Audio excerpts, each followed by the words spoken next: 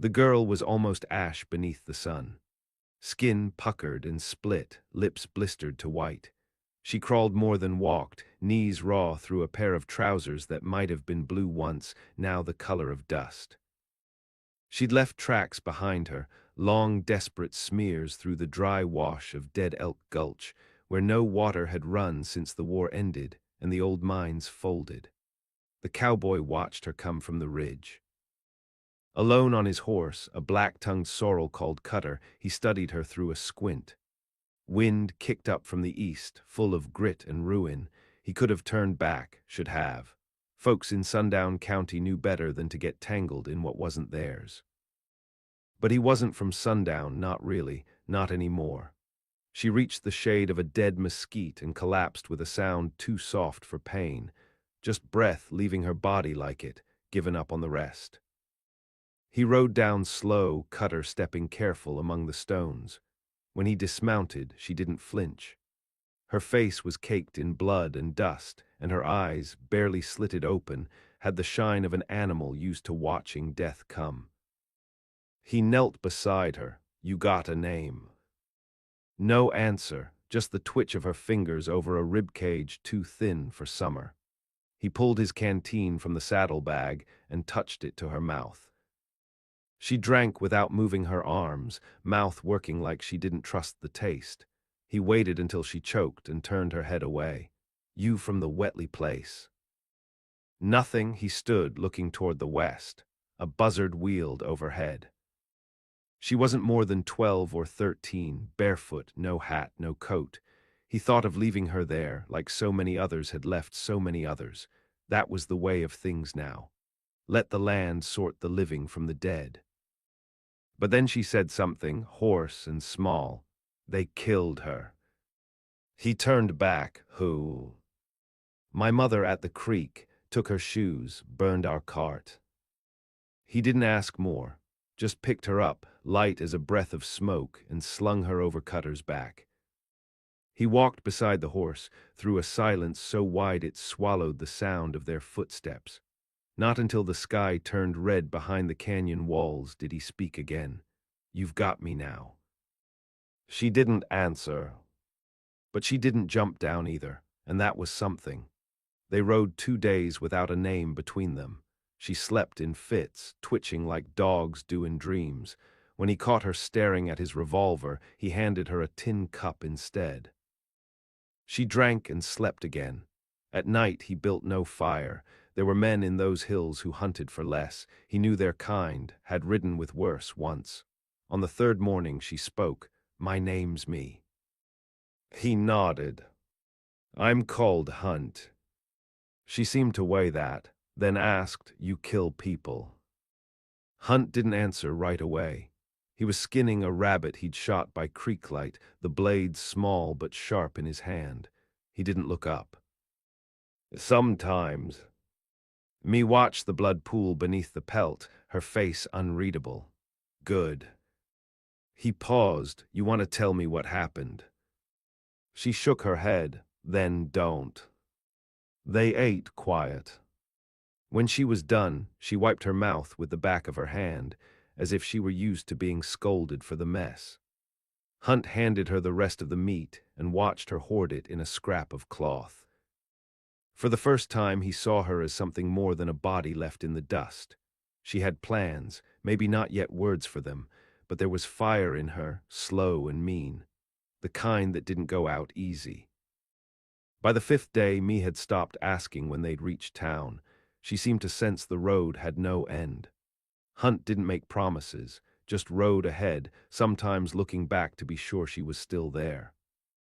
He taught her how to set snares, how to walk with the wind behind her. She didn't smile, but she learned fast.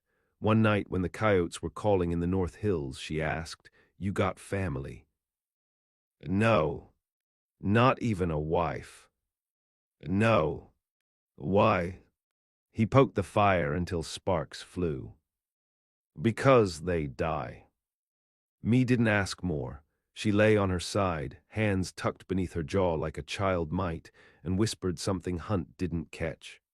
In the border town of Vireo, they stopped for supplies. Hunt bought a coat for her, stiff canvas lined with wool. She didn't thank him. Just put it on, and he saw how small she still was beneath it. At the saloon, he left her outside while he asked questions. When he came back, she was talking to a dog, an old shepherd mix missing a chunk of ear. The dog sat down beside her like they'd known each other forever. "He's hungry," she said. "So are we." She fed the dog a strip of jerky from her pocket. Hunt didn't stop her. He bought feed, shells, and a second knife. The man behind the counter asked about the girl. "Is she yours?" "No. She act like it." Hunt just nodded and left. It was 2 weeks before she told him about the men, 3 of them ragged and cruel. One had a scar across his lip. Another wore a deputy's badge he didn't earn. They came through their camp and took everything, food, blankets, her mother's hands. "I hid," she said, "under the cart." "You saw them."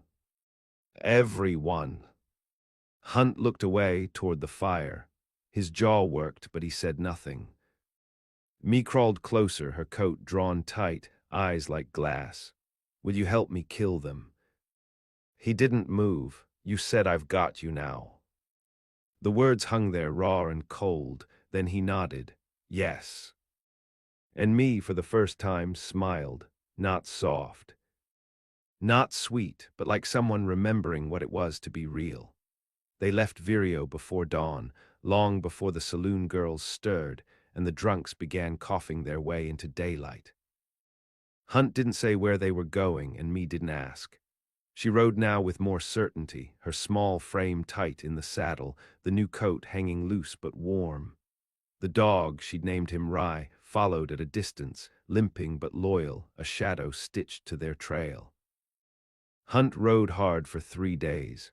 At the first camp, he began teaching her to shoot. Not with the Colt, not yet, but with the rifle he'd pulled from a saddle scabbard wrapped in oilcloth. It was long for her arms, but she adjusted, listening close. "You don't shoot to scare, you shoot to stop." Me nodded, sighting down the barrel. "Don't pull, squeeze." The crack of the shot echoed off canyon walls. She flinched, teeth clenched, then set up again. The second shot split a rock the size of a crow's heart. Hunt grunted approval. Me didn't smile. By the 5th day they'd entered no man's land, old Comanche range now empty and still, save for coyotes and bones half sunk in dust. Wagon wrecks dotted the path. The dogs sniffed each one like it remembered better times. Me did not. In one wreck she found a hairbrush, its teeth cracked and dirty. She cleaned it in silence that night and dragged it through her hair until blood rose behind her ears. "You don't have to do that," Hunt said, not unkind. Me kept brushing. "She used to." In a town called Preacher's Jaw, they found their first trail. A man behind the livery recognized Hunt, but not the girl. He asked questions with his eyes and got none in return. "A scarlet man passed through," he said, after enough silver changed hands. 2 weeks back, mean, had a boy with him wore a badge he didn't deserve. Hunt leaned close. "They say where they were headed. North, maybe toward the basin, maybe east to Chimney Hill. They don't stay long." Neither did Hunt. Me mounted without waiting. Rain came on the 7th night. Cold, slick rain that made their camp a swamp, and the fire hissed like it was dying in its sleep. Hunt huddled near a mesquite trunk, turning a map over in his lap. Me sat beneath the tarp, her knees drawn tight, hands red with cold. "You scared of them?" she asked, voice low beneath the rain. "No. Even after what they did." Hunt turned the map over once more. "I'm scared of what you'll be when it's done." Me didn't answer. Rye, the dog, laid his head on her leg. They came to Chimney Hill by way of Devil's Spur, a pass known for rustlers and worse. On the 3rd day through, me saw a body strung from a juniper tree, hands gone, face hollowed by birds. She didn't cry. Later that night, Hunt caught her staring at the noose rope still hanging there. "Why, they hang him." Wrong place, wrong time, maybe stole something. Would you hang someone? Hunt looked at her. The firelight caught his eyes, flat and distant. I've done worse. Chimney Hill had changed since Hunt last saw it. The mines were shut, the brothel burned, and the sheriff's office empty but for rats. Still, people remembered. They found the badge boy first. His name was Troy Calder, and he ran the bar at the Bleeding Drum now, a squat place full of slurred songs and twitchy men.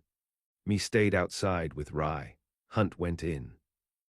10 minutes later, Hunt returned, a small cut across his knuckles and a grin set to his mouth. Me waited. He's not dead, Hunt said. What'd he say? Other two went west. One's sick, real sick. Did you kill him? No. Me frowned. I want to. You will. They left that night into cold wind and silence. Me rode with her back straighter, the rifle strapped across her lap like a promise. At one point she asked, "Why didn't you kill him?" Hunt didn't look over.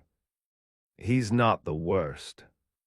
She turned that over in her mind. Not the worst, not innocent, not worth sparing, just not the worst. That night she dreamed of the fire, her mother screaming, the men laughing. The smoke so thick she couldn't tell if the sky was falling. She woke with her knife in her hand. By the time they reached the basin, the air was thin and sharp. Snow lingered in patches like scars refusing to heal.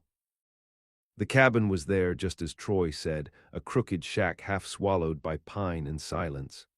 Hunt scoped it from the ridge. One man inside, another coughing, might be dying. Me checked her rifle. You stay here. No. Hunt looked at her, long and unreadable, then nodded. All right. They crept down like wolves, slow and quiet. Rye stayed behind, watching. Me's heart thumped so loud it shook her teeth. Hunt kicked the door in with one hard boot. The first man, scar across his lip, just like she remembered, reached for his gun too slow. Me shot him in the side. He screamed, fell, bled. The other one, sicker, tried to run. Hunt stopped him cold with the butt of his revolver. Me stepped into the cabin. The man on the floor wheezed, "You little bitch." She shot him in the throat. Hunt didn't speak. She walked to the dying man on the bed. He was gray and shaking, eyes wide with something close to understanding. Me lined close. She screamed when you cut her. I heard her. The man reached out, fingers clawed. She stabbed him in the chest, slow, and watched.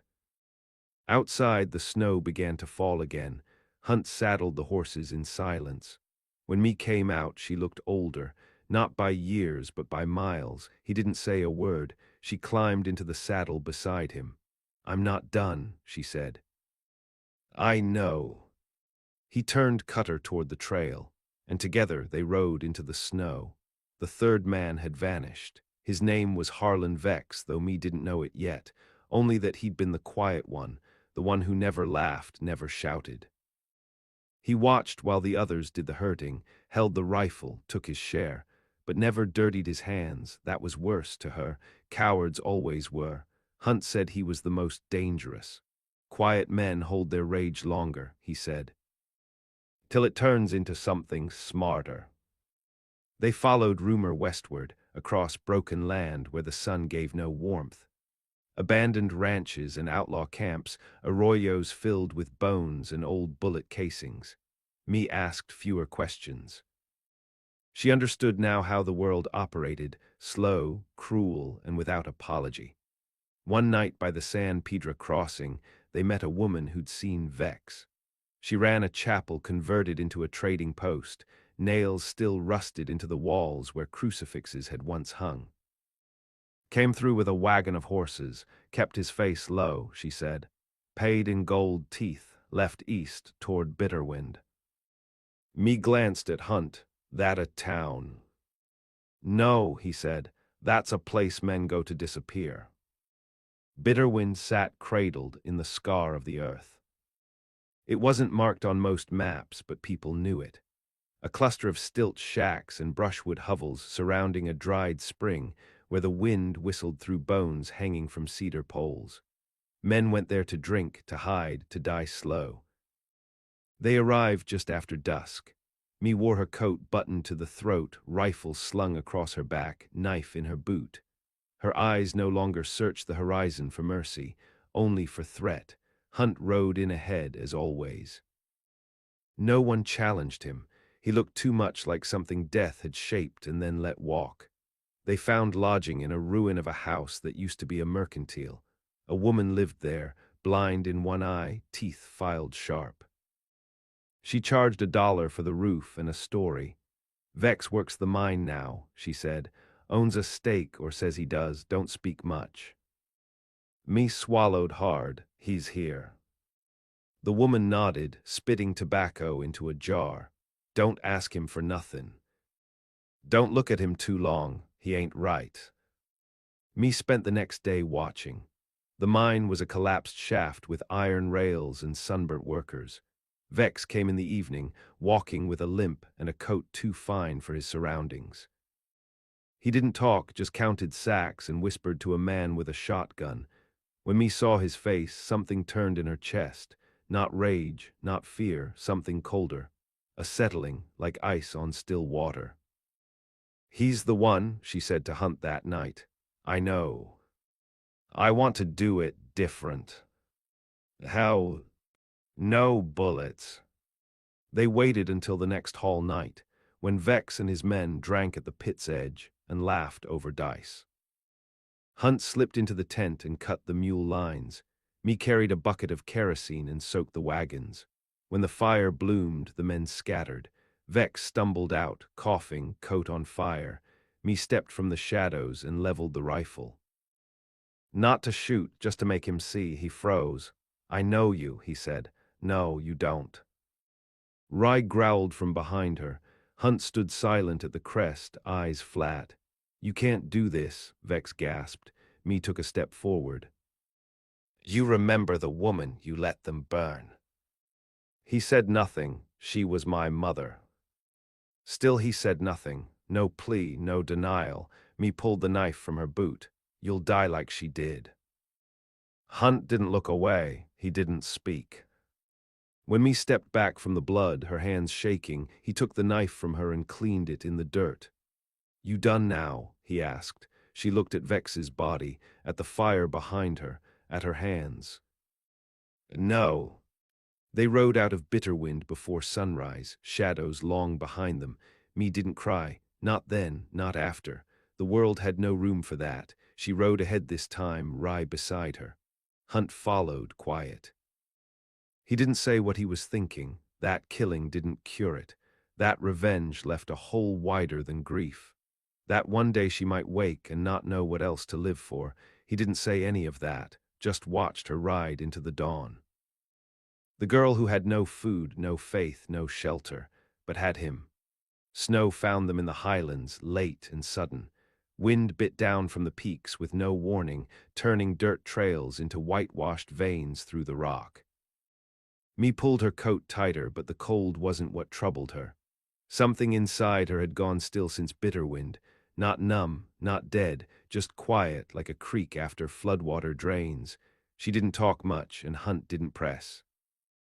He'd seen that silence before, worn it once. They took shelter in a cabin long abandoned by miners. The roof leaked and the hearth was black with old soot, but it held heat when they lit a fire. Me crouched near the flames, feeding Rye scraps of dried venison. She didn't eat much herself. You need food, Hunt said. I ain't hungry. That's not the same. She didn't answer. He set another log on the flames and sat across from her. You want to go back? He asked. South, Vireo, maybe Preacher's Jaw. You've got no more cause to follow me.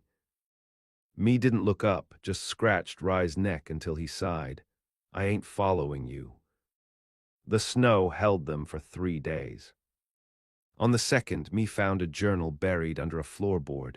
It belonged to a boy who'd worked the mine. She read pieces of it out loud, not to Hunt, but to the room. He wrote about a girl he loved, she said. Said he was saving for a house. Said he never told her because he was scared. Hunt looked up. What's her name? Don't say. That's about right. Me shut the book and put it back. When the snow cleared, they rode north, past ridgelines where hawks circled and rivers ran too fast to freeze. They found a town called Sevier, where no one asked names and the preacher was also the sheriff. Hunt picked up supplies. Me found a boy her age watching her from behind a chicken wire fence. He offered her a plum. She didn't take it. You don't smile, he said. Me stared at him. You don't bleed. He didn't speak to her again. They passed through cattle country next. Endless fences, long grass bent under frost, men on horseback who eyed Hunt with suspicion and kept their rifles close. Me watched their hands more than their mouths. She had no patience for liars now. One morning they came across a farmhouse half-burnt, the barn scorched to framewood. A woman sat on the porch with a shotgun and a dead dog at her feet. Bandits, Hunt asked. No, she said. Landmen want the water. Came with paper first, then fire. Me looked at the woman, her fingers raw from cold and soot.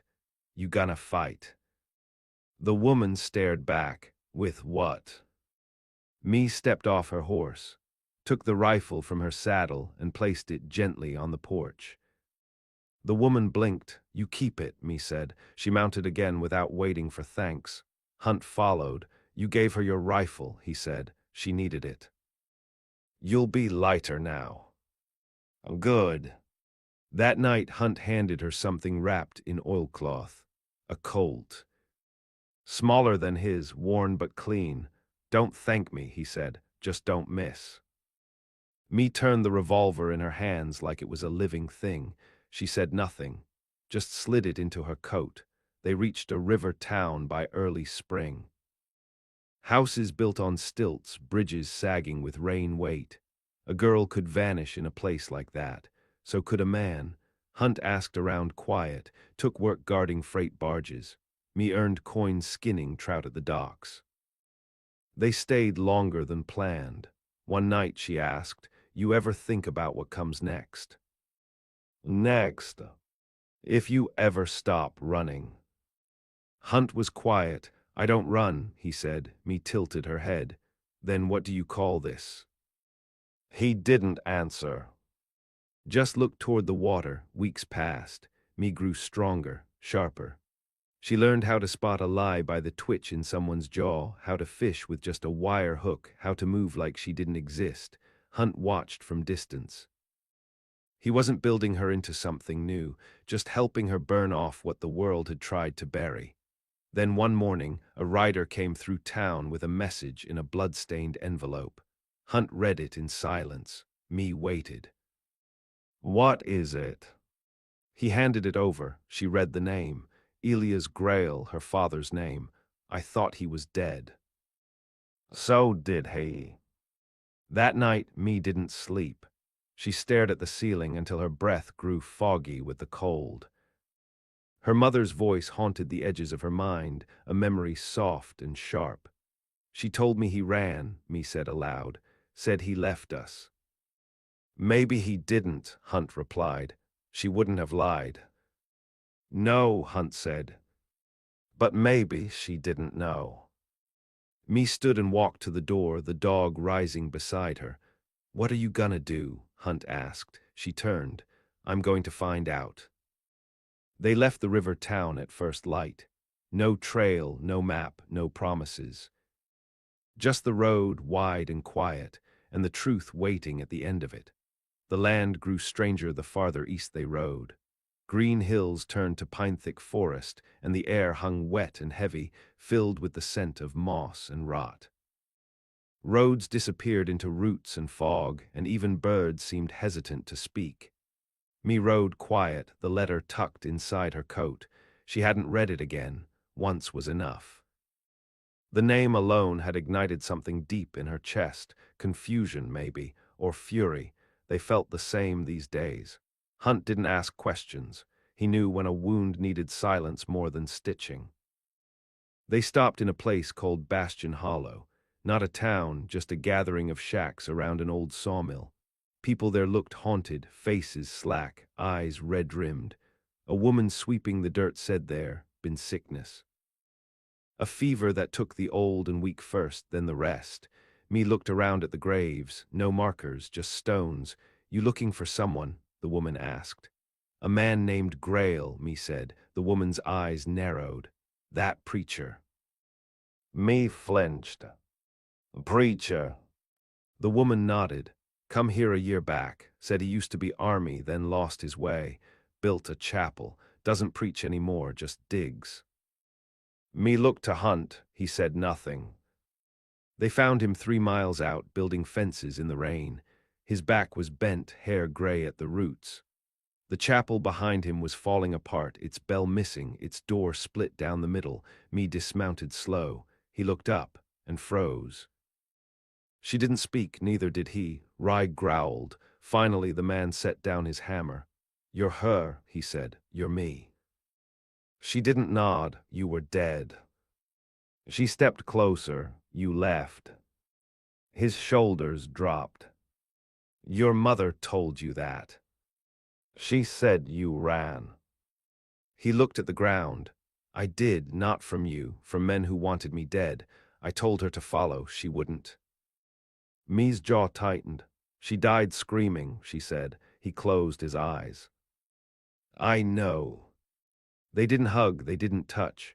Just stood there, years of silence between them like a field full of bones. Hunt stayed back, arms crossed, watching. He didn't trust the man. He didn't trust anyone who let a girl grow wild on revenge. Grail invited them inside. Me followed. The chapel stank of mildew and ash. Inside, shelves held jars of herbs, dried roots, old maps. A cot in the corner sagged with use. I tried to forget, Grail said, but the land doesn't let you. Me walked the room like she was searching for something buried. You ever look for us? I sent men, paid them, thought you were gone. She turned. But you stopped. His hands trembled. I didn't know how to keep going. Her voice was ice. So you buried God and called it even. He didn't answer. That night, she didn't sleep in the chapel. She built a fire outside and sat with Rye curled against her legs. Hunt joined her silent. I don't hate him, she said. Hunt didn't reply. I thought I would. That's the trouble with ghosts. When they turn real, they're never enough. Me stared into the fire. I don't know what to do now. Then don't. She looked at him. Wait, he'll eat. That's doing enough. They stayed a week, long enough for me to see how her father moved. How he winced at noise, how his hands trembled when he lit candles. He wasn't evil, just ruined. One morning she found him at the chapel's edge, carving names into wood, her mother, hers, a third name too worn to read. I tried to build something that would last, he said. Me watched him for a while. You still can. Before they left, she gave him the letter. He didn't open it, just held it like it weighed more than steel. If you ever want to see me again, she said, you'll come looking. Then she turned and rode off, Hunt beside her, Rye in tow, no longer chasing revenge, but something else, something harder. Spring dragged its heels through the highlands, slow and stingy. Rain came more often than sun, and the trails turned to mud, thick enough to drag hooves. Me didn't complain. Her silence now was steadier, less bitter. Like she'd struck something solid beneath all the grief and rage. Hunt saw the change. She watched the road, not the past. She ate full meals. She slept without the knife clenched in her fist. They weren't headed anywhere, not yet. Just moving, breathing, that was enough for now. Until they found the dying man in the ditch. He was no older than 20, pale as bone, blood leaking from a hole in his stomach. He'd been shot recently. Me knelt beside him, checked his pulse. Still there, she said. Hunt pulled water from his canteen. The boy's eyes fluttered open. Riders, he whispered, took the town. What town? Hunt asked. The boy coughed, thick and wet. Holler's Ridge. They came at night. Said they owned it now. Who? Marshall's men, but they weren't wearing badges. Me wiped blood from his mouth. Why'd they shoot you? Ran for help. He didn't live another hour. They buried him beneath a cottonwood and marked it with stone. You want to ride the other way? Hunt asked. Me stood looking west. No. Holler's Ridge sat low in a narrow valley, all its roads sloped and slick with runoff. They approached just before dusk, keeping off the main trail. From a bluff above, me counted 6 horses tied outside the saloon, 2 men on the porch, rifles in their laps, another on the roof with a spyglass. She chewed the inside of her cheek. They've done this before. Hunt nodded. They know the rhythm. What do? We change it. That night they crept in from the north. Hunt cut the saloon horses loose, slapping their flanks until they vanished down the ridge. Me moved quiet as shadow, circled behind the mercantile. She poured lamp oil across the crate stacked there, then stepped back and lit a match. The fire went up fast, bright as day. Gunfire followed. The man on the roof dropped first, Hunt's bullet tearing through his neck. Another went down by the water trough, caught off guard. Me moved like she'd trained in war, not just hate, slipped between shadows, fired twice, hit once. The man screamed but didn't rise again. By dawn, 3 were dead, 2 had fled. One they left tied to a post with a warning carved into his shoulder: "You don't own this place." The townsfolk came out slow, like animals testing air after a storm. A woman in a torn shawl stared at me. You did this. We helped, me said. The woman reached out, touched me's hand. Her eyes shone, but she didn't cry. Thank you. Me flinched but didn't pull away. They stayed a few days, helped rebuild, sharpened old tools. Traded pelts for bread and honey. At night, me sat with the children, taught them how to whittle safely, told no stories, just showed them how to hold the knife. Hunt watched her from the porch. She was no longer just the girl who survived. She was the girl others looked to. On the last morning, the sheriff returned, not the false one, the real one, gray-bearded, limping. He'd been away fetching supplies. Came back to find order returned and blood still drying in the mud. He eyed Hunt, then me. You a marshal? No. Bounty? No. Then what? Me answered, just tired of seeing people die scared. The sheriff nodded. That'll do. They rode out with no fanfare, just 2 shapes fading into the tree line. You think they'll stay safe? Me asked, for a while. That enough? No, Hunt said, but it's something. Me looked ahead. Feels like we could do more. We could. Should we? Hunt didn't answer right away, only if you want to. Me thought on that, then nodded, and kept riding. The roads cracked open beneath the heat, and the trees dropped their leaves too early, as if surrendering before the fight began. Me and Hunt rode south now, drawn by whispers of unrest, of towns folded under the weight of greedy men with government seals and guns that glinted like teeth. They weren't heroes. Me hated that word. Heroes died too easy, and the stories never matched the truth. But they knew how to burn rot out of a place, knew how to listen for the wrong kind of silence, and they carried justice like it was welded into their bones. One town had women chained in a cellar, called it debt. Me broke the lock with her rifle butt and stood at the door until each one walked out blinking in the sun. Another had a preacher who sold children to passing travelers. Hunt shot him through the gut and made sure he lived long enough to hear the church burn. They moved like a sickness through the land, quiet, spreading, unshakable. Some started calling her the girl with the dog and the fire eyes. Some called Hunt the broken judge. Neither corrected them. They camped one night beneath a ridge scattered with black stone.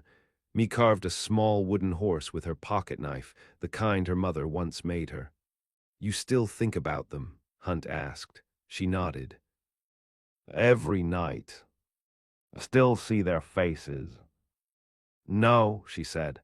Just hear the wind where their voices used to be. In Dry Fork they found a man who claimed to be Marshal Gray.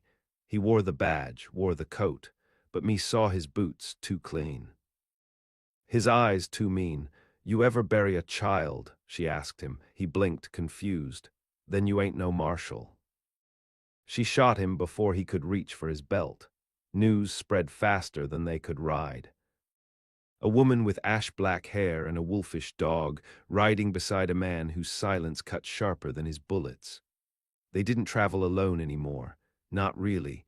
People followed. A mother from Sevier, a boy from Bitterwind. A one-armed veteran who owed Hunt his life from years back.